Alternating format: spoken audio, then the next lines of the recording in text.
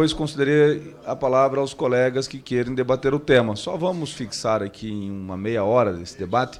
Então, o Mauro vai falar um pouco mais, e aí até 11h15 nós iniciaremos daí a nossa ordem do dia. Deputado Benevides, por favor. Bom, senhor presidente, muito obrigado pela oportunidade. Senhoras deputadas, senhores parlamentares, assessores aqui presentes, imprensa, enfim. Senhor presidente, eu acho que a decisão desta comissão e de Vossa Excelência em poder ocupar um pouco desse espaço, 50 minutos, antes de nós entrarmos para a deliberação, para que nós possamos formar nosso juízo de valor em relação a alguns assuntos que vamos interpretar aqui como relevantes para a condução das finanças, do endividamento, da própria distribuição de renda, da concentração bancária, enfim. Eu acho que é extremamente acertada a posição que a comissão tomou. Eu peço desculpas pela voz, eu estou saindo de uma gripe muito forte. Eu vou tentar expor aqui para vocês,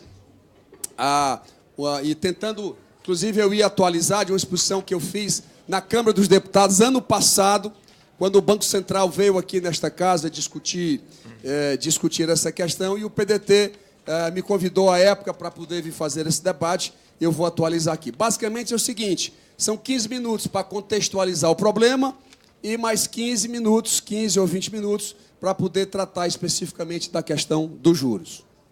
Vamos lá.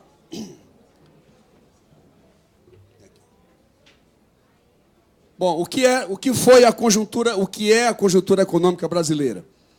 O Brasil sempre experimentou crescimentos do produto interno bruto positivo. Aqui e acolá, taxas negativas. Entretanto, em 2015 e 2016, nós tivemos, e veja que o IBGE depois consertou para 3,5% cada ano. O IBGE, todo ano, depois de 5, 6 meses, ele faz uma revisão. O Brasil experimentou, em 15 e 16, a maior redução do seu produto interno bruto da história brasileira, dos últimos 100 anos, que é o período que a gente costuma ler lá na academia. Nem na crise de 29, nem na crise do capitalismo mundial, a economia brasileira decresceu tanto como decresceu em 2015 e 2016. Veja que o Brasil, se você examinar de 1980, 40 anos, né, até hoje, até porque vai entrar duas taxas negativas, nós vamos crescer o PIB, aqui está 2,1, porque está para em 16, mas quando entrar 15, se bem que já vai estar 16, e entrar 1% de 17, de 18, você ainda vai trazer isso aqui, talvez, para 1,98. O Brasil vai experimentar mundialmente um crescimento do seu produto interno bruto, uma das mais baixas taxas, o que acaba afetando o PIB per capita, que é uma das medidas de comparação de riqueza entre os países. Aqui demonstra um país para crescer, ele precisa até de poupança, né? Tanto o sistema bancário brasileiro, as pessoas, as empresas, o governo, precisa ter poupança para fazer crescer. Então, não há crescimento econômico. O Brasil, ele tem, desses últimos anos, ele vem experimentando uma taxa de poupança muito reduzida, 14,4%, talvez em 2018 de 14,5%.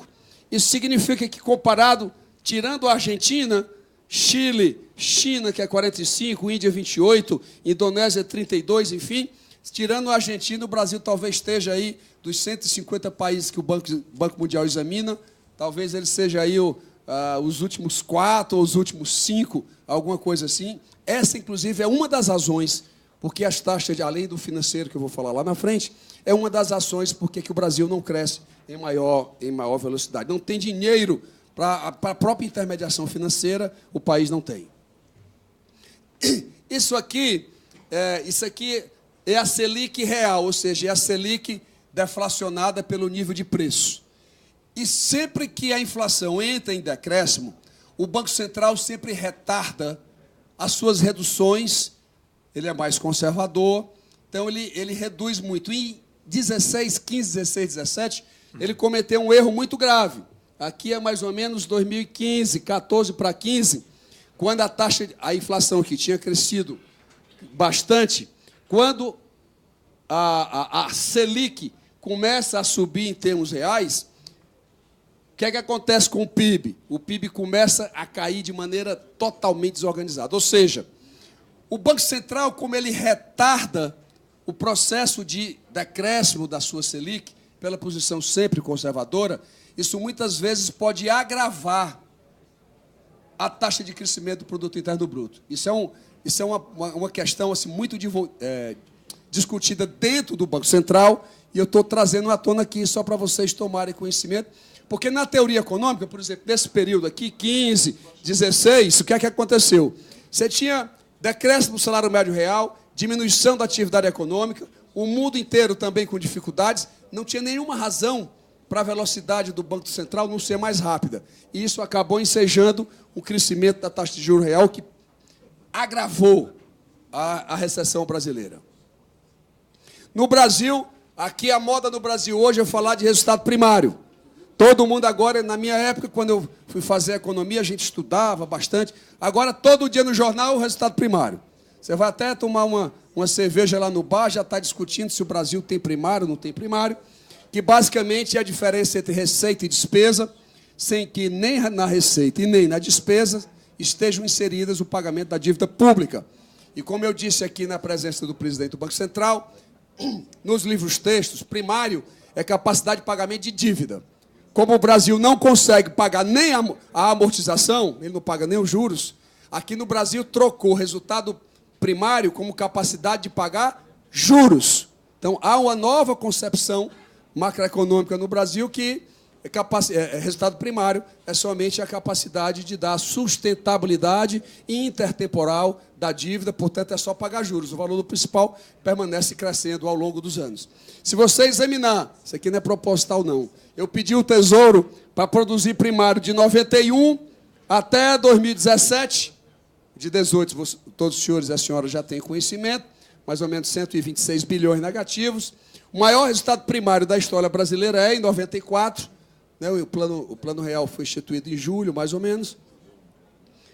Enfim, então, só para vocês gravarem, e tradicionalmente, que eu vou precisar desse argumento, tradicionalmente o Brasil sempre teve resultado primário positivo, que é a próxima tabela, só que quando entrou em 2011, 2,1, 1,8, 1,4, menos 0,4. Depois de muitos anos, desde 98, o Brasil não tinha resultado primário negativo. Passou a ter aqui já em 2014, menos 0,4% do PIB. Isso aqui são valores, né? 124 bilhões, foi em 2017, para quem tem interesse em valores. E essa aqui é uma tabela interessante. A dívida pública brasileira, ela cresce por duas razões. Uma é pelo resultado primário, a outra pelo pagamento de juros. Se eu sou capaz de pagar, se o primário é positivo, 120 bilhões, por exemplo, 2012, primário 120 bilhões, os juros foram 207, então o primário contribuiu para um volume menor de juros ser acrescido ao total da dívida pública. Mas sempre o Brasil foi acostumado a ter primário, agora a partir de 14 e até 2022 não há a menor possibilidade para o Brasil vir a ter, digo melhor, resultado primário positivo. Nem até o final desse governo essa possibilidade efetivamente existe. Portanto, o total real de juros, o presidente falou, vou só procurar fazer uma correção, em 2018, o pagamento de juros foi de aproximadamente 400 bilhões. 398 bilhões é o volume de juros. Portanto, aliás, e o segundo ponto, nem tendo primário positivo, você consegue pagar juros. É por isso que há um permanente crescimento da dívida pública brasileira. Mesmo tendo primário positivo, você 111, 256, 84, 109, 63, 100, você não consegue pagar os juros. Então, a dívida pública está permanentemente crescendo o seu estoque. Porque mesmo produzindo primário positivo, você não consegue pagar os juros. Essa é uma das razões porque esse caráter, muitas vezes, explosivo do estoque da dívida. Isso aqui, o pessoal fala muito de carga tributária, que eu vou precisar desse argumento lá na frente. Esse gráfico aqui é só para lembrar que carga tributária brasileira, que hoje está ao derredor aí de 32% do PIB, a integral, essa aqui é carga tributária federal. Estou falando somente do governo federal. E lembrar para vocês que o maior crescimento de carga tributária brasileira foi de 97 a 2002. Se aumentou 5% do PIB. É uma coisa sem precedentes. Sem precedentes. E daí para cá, 22, 23, 22 alguma coisa, 23. O Brasil está mais ou menos por aí, ao derredor aí de 23, 22,9, 23,8. Enfim, ele está sempre oscilando dentro desse patamar. Mas o crescimento de carga mesmo se deu de 97 a 2002. 5 pontos percentuais, esse é outro dado que às vezes as pessoas perdem na história brasileira. Isso aqui eu não vou falar, registros previdenciários, previsão na época, em 2018, no começo do ano, era 95, deu 93, e 196 no conceito do governo federal, deu 95, eu não vou deixar para o fiscal depois. Essa tabela aqui é uma tabela do Tesouro, porque o Congresso Nacional aprovou uma questão chamada teto dos gastos. Já ouviram falar nessa emenda constitucional? Muito bem. Teto dos gastos para controlar a despesa primária. O Brasil não tem nenhum controle, nenhuma regra que controle a despesa financeira ou a despesa monetária, como se diz. Zero. Nós temos lei de responsabilidade fiscal, teto dos gastos, 4.320, temos vários instrumentos legais que controlam a despesa primária, mas despesa financeira não há. O Congresso Nacional nunca teve coragem de enfrentar esse controle da despesa financeira. E aí se aprovou um negócio chamado teto dos gastos, para controlar mais uma vez a despesa primária, pessoal, custeio, previdência e investimento. Investimento é despesa primária. Para que foi feito? Para controlar os gastos primários. Quais são as duas maiores despesas do governo federal? Pessoal e previdência. São as duas maiores despesas. Pois esse teto do gasto não controla nada disso. Absolutamente nada. Aí vocês devem estar perguntando, mas deputado Mauro Filho, como é que pode, se o teto do gasto ficou lá, foi cumprido? Muito simples. O que é que o governo federal fez? Cortou o investimento. Quando o Congresso aprovou aquele reajuste dos 6 bilhões em 3 anos do Poder Judiciário, eu vi vários deputados e senadores, não, isso não tem problema, porque vai lá no investimento, corta e você mantém o teto do gasto. Portanto, aliás, em 2017, a Previdência aumentou 6,1% e o pessoal aumentou 6,5%. O gasto com o pessoal em 2017 aumentou mais do que aumentou a Previdência.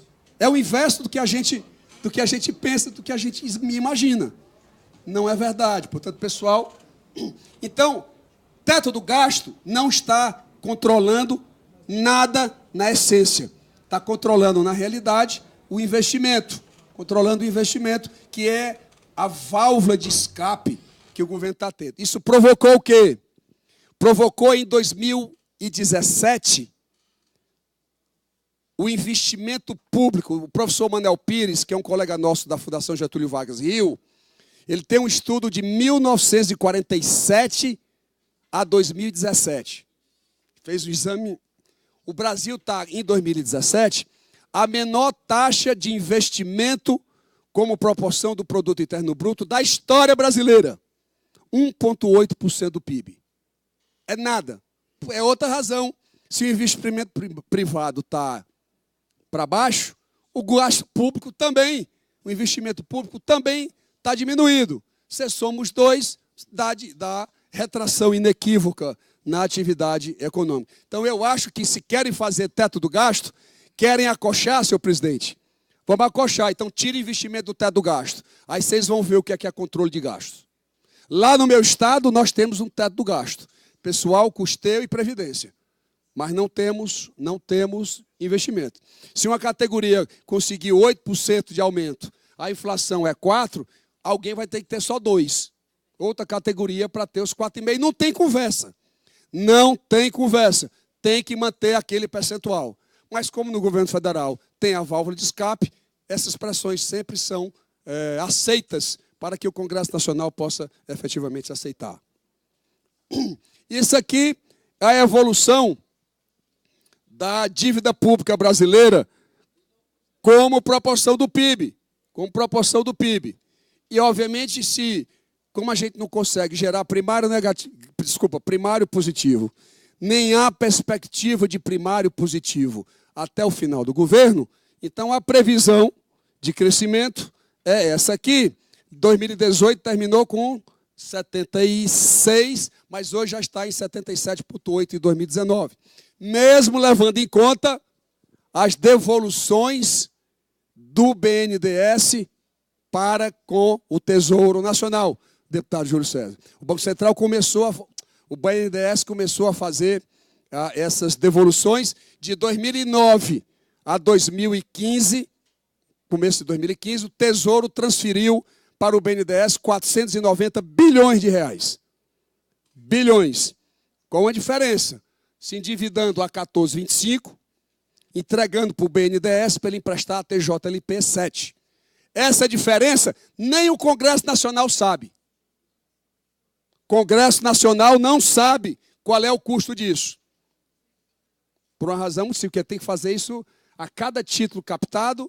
Isso dá mais ou menos 7% de diferença em 500 bilhões. Isso dá 35 bilhões ano. Vezes 9, 10, 11, 12, 13, 14. Um pouquinho, deixar só os 6 anos. 35 vezes 6, hein? Pronto. Esse é mais ou menos o custo que o Tesouro incorreu e esta casa não tem o menor conhecimento de quanto é esse valor. Isso aqui é... Bom, aqui é a mesma coisa, só com as fotos. O pessoal mandou para mim, olha, eu vou mandar o crescimento da dívida com as fotos dos presidentes. Isso aqui é só para vocês. Bom, o que é que houve com a dívida pública? Em 2013, porque isso vai agravar os juros lá na frente também, em novembro de 2013, começa essa linha verde, é a linha da dívida bruta brasileira. A dívida líquida é aquela que você expurga os ativos financeiros, seu caixa, sobretudo, reservas em percentual. 71% do PIB em março de 17, hoje é 77,8%. Veja, os dois, a economia cai e a dívida sobe. Porque, como eu acabei de dizer, o primário não é capaz de pagar os juros.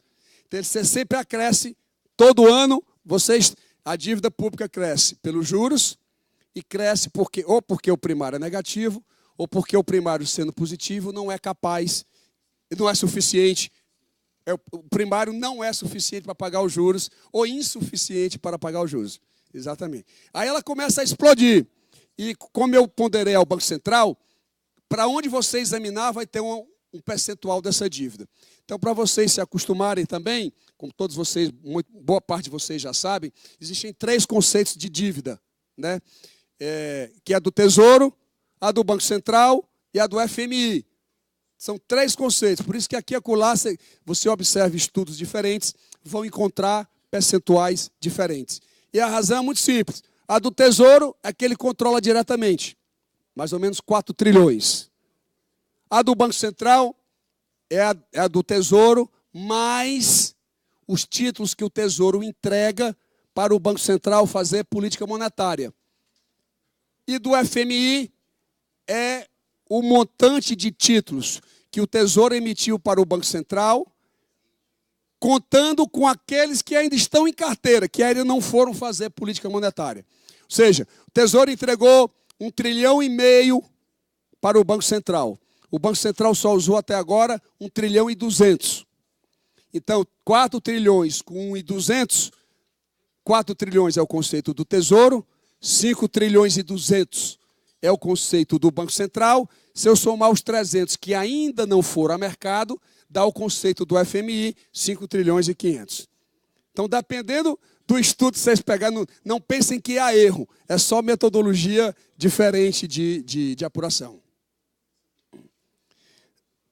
Aqui, quando foi em 2012, que teve aquela queda da Selic, que a partir daí o processo, 9 meses depois, o processo inflacionário começou a se agravar e que ela subiu até 14,25, eu sempre quis fazer essa pergunta a um presidente do Banco Central. A Selic teve que o processo inflacionário subiu, não é porque só o presidente do Banco Central reduziu a taxa de juros, como as pessoas dizem, indevidamente. O problema é que o cara que é monetarista, ele só olha para a política monetária. Ou ele só olha para os juros, controle do crédito, do compulsório, do spread e assim por diante. Mas a teoria econômica diz que há uma interdependência entre a política monetária e a política fiscal. O que é que aconteceu aqui? Taxa de juros baixou e tome fiscal negativo. O governo federal começou a ampliar os seus gastos. Portanto, isso também acabou acrescendo a demanda agregada e a inflação veio pelos dois efeitos, pela redução da taxa de juros e pelo agravamento que teve do fiscal. E aí, a consequência inequívoca foi o percentual de inflação de 10,25 que nós vivenciamos. Hoje já está em 6,5, que não está atualizado o gráfico. Hoje já está em 6,5. E o presidente do Banco Central não tem razão para não descer mais a taxa de juros no Brasil. Economia deprimida. Era 2,8 o crescimento, agora estão dizendo que é 1,24. Hein? Capacidade ociosa extraordinária. Desemprego, 3,7 milhões, 12,7% da população economicamente ativa.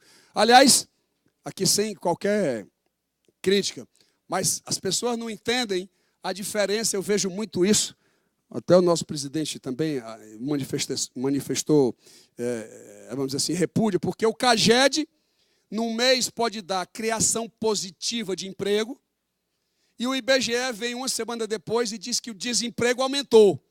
Isso, às vezes, gera dificuldade das pessoas entenderem. Vamos lá, o CAGED é criação de emprego formal de carteira assinada. Somente. O IBGE, ele tem um instrumento de avaliação de emprego, chama-se PNAD contínua, que é a Pesquisa Nacional de Amostragem Domiciliar. Ele percorre 3.642 municípios, 70 mil domicílios. E lá, quando a pesquisa sai, ele não trata somente, senhor presidente, do emprego formal. Ele pega os sem carteira assinada, os que fazem bico, o emprego no serviço público. Então, a PNAD contínua é, na realidade, o dado mais preciso, porque ele engloba todas as possibilidades de emprego, inclusive no setor público, deputada. Ele engloba tudo, por isso que, às vezes, é possível você ter uma discrepância entre o que diz o CAGED e entre o que diz o IBGE, pela metodologia mais aprofundada, mais aprimorada, que é a PNAD contínua. E aqui, sem nenhuma crítica, só lembrar que hoje o Brasil tem mais pessoas. Você soma sem carteira, bico, nós temos 35 milhões de brasileiros e com carteira assinada 32. O Brasil inverteu a posição de ter mais gente, vamos dizer assim, na informalidade do que na formalidade. Isso aqui, já chegando na parte monetária, o Brasil estranha, no mundo, normalmente, a demanda por crédito da pessoa jurídica é maior do que a demanda por crédito da pessoa física. Normalmente é como funciona no mundo. Pois estranho que o Brasil, mais ou menos em dezembro de 16 para fevereiro de 2017, pela primeira vez, a linha verde é a linha da pessoa física e a vermelha da pessoa jurídica. Estranho porque a demanda por crédito da pessoa física conseguiu ultrapassar a demanda por crédito da pessoa jurídica. Isso tem uma interpretação. As empresas estão altamente endividadas. O retorno, além de endividadas, o presidente está me corrigindo, fechando, inclusive. O retorno da atividade econômica é menor do que o custo dela captar dinheiro no mercado financeiro. Ou para abrir uma empresa, ou até mesmo para financiar ou expandir o seu processo de produção. Isso está matando. isso está matando. E acabou tendo um ponto de que o crédito da pessoa física conseguiu ser maior do que o crédito da pessoa jurídica. Como é que o crédito evoluiu no Brasil? E aí, realmente, o presidente Lula, quando assumiu, a relação crédito-PIB no mundo é mais ou menos 80%, 90%, nos Estados Unidos é 100%, enfim, varia muito, mas todos os países desenvolvidos têm relação crédito-PIB de pelo menos 80%. O Brasil, em 2004, era 25%. Aí foi expandindo até 2015, com 53%. Inclusive, a atividade econômica deu uma melhorada.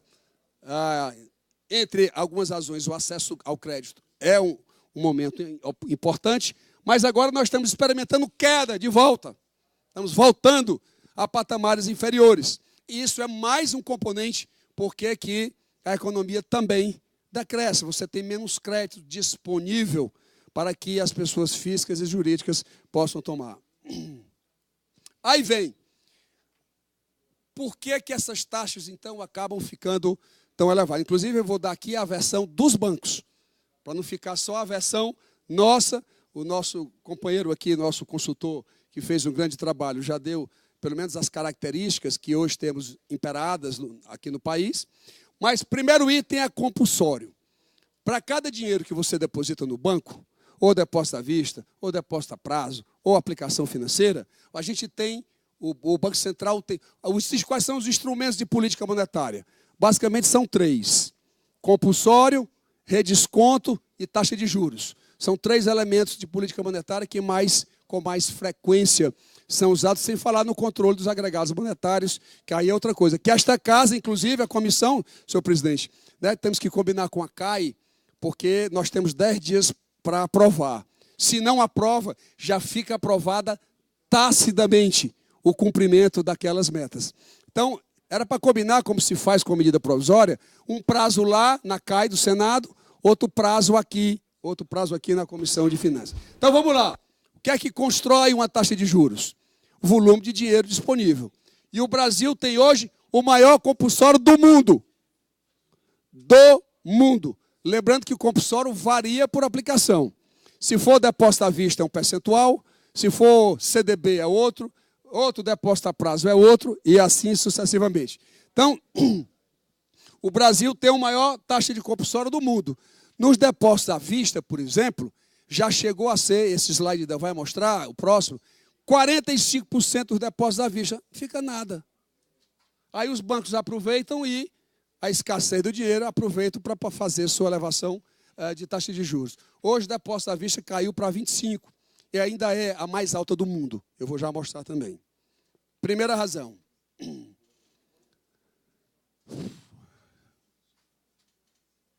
No mundo, a média das reservas esse percentual fica abaixo de 10%. E eu vou mostrar no gráfico que mesmo com a redução de 45 para 25, o Brasil ainda continua como o compulsório como o mais alto do mundo. Como eu falei, era 45% e foi reduzido para 25% em abril de 2018. Estou já terminando, senhor presidente. Quanto é que significa de moeda? 11h10, tem mais 5 minutos. E o que é que significa em dinheiro? Lá sentado, o Banco Central sentado em cima. Em 2018, 457 bilhões de reais. Esse é um instrumento alternativo para o que eu vou falar no final, de uma questão chamada operação compromissada, que para mim é o maior absurdo hoje. Não é nem tanto a taxa de juros que temos como fazer alterações, mas a operação compromissada hoje é talvez um instrumento que eu acho mais inequívoco que o Banco Central usa hoje com o sistema bancário brasileiro. Portanto, é muita grana. O volume de compulsório do Brasil, para controle dos agregados. A explicação teórica, o Banco Central usa o compulsório para evitar a inflação. Ele controla a quantidade de moeda para os bancos não terem dinheiro, não emprestarem e não exacerbarem a demanda agregada. É para isso que ele... P vezes Q, a velocidade, quanto é? V vezes T, o número de transações. Bom, olha aqui o mundo. Olha aqui o mundo. Estados Unidos, compulsório 3%. Turquia 11%, Rússia 5%, China 17%, O Uruguai hoje está a 19, o gráfico está... O Brasil, mesmo reduzindo para 25, não tem nenhum... Eu não conheço, o Banco Mundial não conhece, nenhum país do mundo que tenha um compulsório dessa magnitude. Não conheço, seria bom que alguém pudesse. A área do euro, 2% compulsório. Caiu. Já estou sendo corrigido aqui pelo nosso consultor, que lá, inclusive, já se reduziu para 1%, o que agrava ainda mais as diferenças. O que é que existe também no Brasil? Todo mundo sabe que há uma concentração bancária muito grande, e eu não estou falando somente da oligopolização, não. Mas aí o Banco Central, se ele abrisse a regulação bancária, você poderia ter outros players aqui no Brasil. Eu sei que isso não é fácil, a pressão política é muito grande, mas tem outras ações. Quer ver uma coisa? Nos Estados Unidos, na China, por exemplo, lá ele tem um WhatsApp chamado WeChat. Nós conversamos, na tradução em português. Pelo WeChat, você não precisa ir no banco. Nada, fazer nada, não tem nenhum vínculo com o banco. Pelo WeChat, o sistema bancário é obrigado a eles terem acesso à conta, fazer pagamentos, fazer transferência. Pelo WhatsApp de lá, você faz tudo. Não precisa você ficar dependente do banco para fazer esse tipo de transação financeira. Foi uma inovação enorme lá na China. E isso, obviamente, vai se espalhar agora pela União Europeia. Nos Estados Unidos, nem tanto, porque os Estados Unidos já tem 3 mil bancos. Então, competição lá não é só de sistemas, a competição é de players mesmo, ou seja, o número de bancos é muito grande, bancos estaduais muito ostensivos no país, né, o mais pujante do capitalismo mundial, ele está lá com isso. Então, é importante, para não ficar só na crítica da oligopolização, tem coisas mais rápidas para fazer. Se o Banco Central não quer abrir o sistema bancário, quer ficar com os 4 lá, os 5 ou o que for, que 2 são públicos, então, pelo menos, vamos liberar que outros sistemas possam se relacionar com o sistema bancário, taxa de juros cairia drasticamente, se essa concorrência nos sistemas pudesse acontecer sem que necessariamente significasse aumento do número de players. Eu não preciso falar, o nosso colega, quero parabenizar mais uma vez, eu tive com ele algumas vezes, a gente conversando sobre isso. Essa concentração hoje já é quase 84%, né? Ela cresce, né, de 2008 para frente. Aliás, de 2005, 58%, hoje é 83%, portanto, os 5 maiores bancos detêm dos ativos financeiros do sistema bancário brasileiro, detêm 83%, o que por si só também é um indicador, porque que essa taxa de juros não sofre tanta concorrência, e ao não sofrer tanta concorrência, ela também tende a ser mais... Estou terminando, senhor presidente. Isso aqui, taxa de juros nos recursos livres. Hoje no Brasil, 52, eu vi lá 53 no teu, 52, o resto do mundo, nenhum país do mundo tem taxa de juros semelhantes ao que o Brasil vem efetivamente praticando. Endividamento das famílias tem crescido muito forte também. Há uma preocupação. O Banco Central justifica, a gente tem que dar a versão dele também. O Banco Central justifica que ele está focado na segurança do sistema bancário brasileiro. Essa concorrência menor também dá um controle mais sólido da autoridade monetária em cima dos bancos, e isso é uma justificativa para manter essa concentração. E com isso, qualquer crise é dificultada em se espalhar endemicamente na economia. Essa é a explicação mais clássica que o Banco Central dá para essa questão.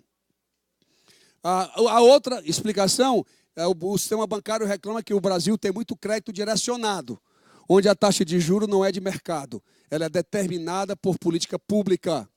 Uma delas é a taxa de juros do crédito imobiliário, é a taxa de juros para créditos educacionais e assim por diante. Como ele tem que fazer um mix para dar aquele spread que é muito alto, aí eles reclamam que essa taxa de juros direcionada acaba elevando para cima a outra dos recursos livres, por isso que a taxa de juros sobe tanto. tínhamos ausência do cadastro positivo, eles reclamavam, agora eu quero ver. Agora eu quero ver se isso vai dar quantos, que ponto percentual poderá ser reduzida a taxa de juros. E eles falavam que isso aqui era um ponto muito relevante. Vamos ver agora se realmente isso acontece. O spread bancário, ou seja, é aquela diferença para o nosso telespectador, que é a diferença entre o custo de captação do dinheiro e o tamanho, né, da rentabilidade na operação seguinte, onde ele empresta. Essa taxa entre a captação e o empréstimo se denomina spread bancário, que aqui no Brasil, além do compulsório ser o maior do mundo, o spread também é o maior do mundo. Aliás, ainda bem que não foi só eu que disse, o próprio presidente do Banco Central, eu importei um gráfico dele para essa apresentação, porque foi ele próprio que deu. O spread, ou seja, o que é estranho para mim, como teórico, é como é que na crise você aumenta o spread. Se eu estou na crise, eu tenho que estar preocupado em manter meu cliente. Eu diminuo um pouquinho minha rentabilidade para manter o meu cliente funcionando, ou então vendendo. É assim que a gente faz na indústria, faz no comércio, faz no serviço, mas no banco não é assim não. No banco, o pensamento é o inverso. Se eu tenho menos clientes para emprestar, deputado Rui, eles pensam diferente do setor produtivo. Como eles são oligopólios, eles podem pensar assim, porque se fosse concorrencial não fariam.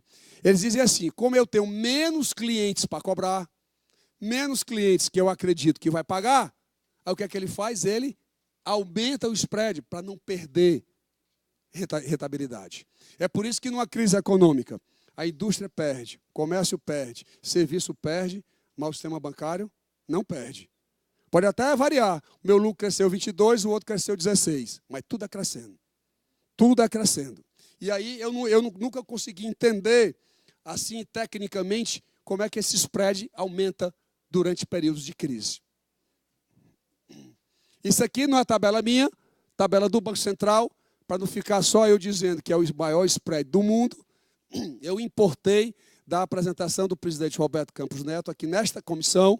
Eu estou trazendo para a minha e demonstrando que realmente não é conversa fiada, não. O Brasil realmente tem o maior spread maior do mundo. E aqui está a decomposição de como o Banco Central e o sistema bancário vê o spread, que é exatamente uma parte da exposição que ele nos brindou aqui com muita eficiência. O que é que ele diz? Infelizmente, esse dado está desatualizado, mas não alterou muito.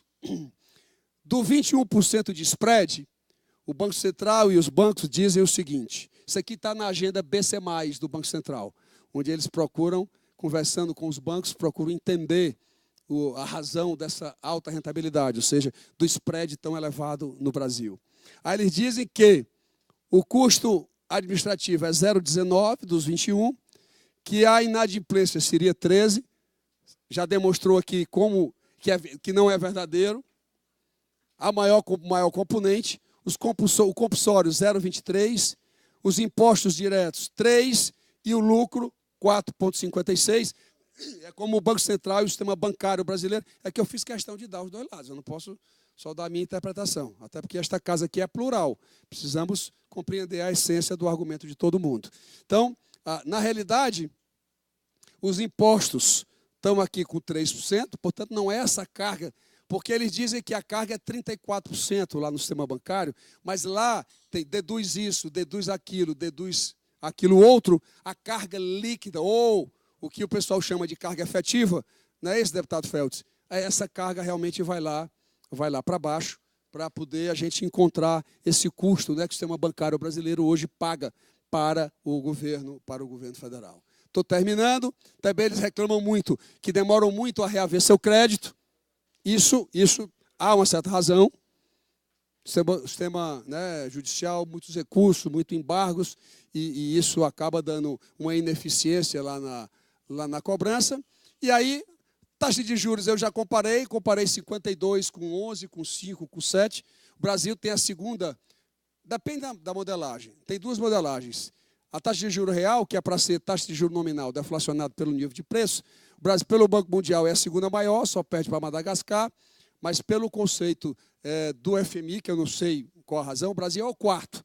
Mesmo assim, quarto de 162, não deixa de ser assim não tem nenhuma comemoração de trocar de segundo para quarto. E por último, senhor presidente, o spread, só para vocês verem, né, do gráfico, relação spread bancário com crédito, você vê que o Brasil é um outlier, está fora do exemplo mundial. E, por último, lucratividade dos bancos. Não interessa, terminar, esse é o último slide. Dos 5 maiores lucros brasileiros, 4 são dos bancos. Tinha a Vale em 2017. Em 2018, vão vir todos os bancos. A Vale já vai dar uma queda. Portanto, não interessa o setor onde você esteja. Maior lucratividade é, sim, do sistema bancário brasileiro, e que precisa, portanto, com compulsório, com condução da quantidade de moeda, com a composição dos spreads bancários, enfim, a gente precisa acompanhar melhor para que as empresas brasileiras possam realmente ter acesso ao crédito para poder, portanto, expandir a atividade econômica, gerar emprego e fazer o nosso Brasil crescer. Era só, senhor presidente. Muito obrigado a todos vocês, senhores deputados. Obrigado.